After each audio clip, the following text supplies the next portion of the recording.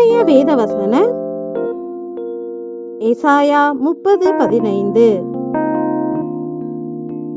நீங்கள் மனம் திரும்பி அமர்ந்திருந்தால் ரட்சிக்கப்படுவீர்கள். அமெரிக்கையும் நம்பிக்கையுமே உங்கள் பலனாயிருக்கும். ஆமேன். நம் பிதாவாகிய தேவன் சொல்லுகிறார், நீங்கள் இருக்கும் நிலையில் இருந்து ரட்சிக்கப்பட வேண்டும் என்றால் நீங்கள் மனம் திரும்பி தேவ சமூகத்தில் அமர்ந்திருங்கள் என்று. ஆனால் நாமோ தேவனுக்காக அமர்ந்திராமல் நாம் இருக்கும் நிலையை குறித்தே யோசித்துக் கொண்டிருக்கிறோம். நம் கர்த்தராகிய கிறிஸ்து சொல்லுகிறார், கவலைப்படுகிறதினாலே உங்களில் எவன் தன் சரீர அளவோடு ஒரு முழத்தை கூட்டுவான் என்று. எனவே நாம் இருக்கும் நிலையை குறித்து நாம் கவலைப்படாமல் நம்முடைய இருதயத்தை தேவனிடமாய் திருப்பி தேவ சமூகத்தில் அமர்ந்திருந்தால் நாம் இருக்கும் இக்கட்டான நிலையில் இருந்து நாம் விடுதலையாக்கப்படுவோம்.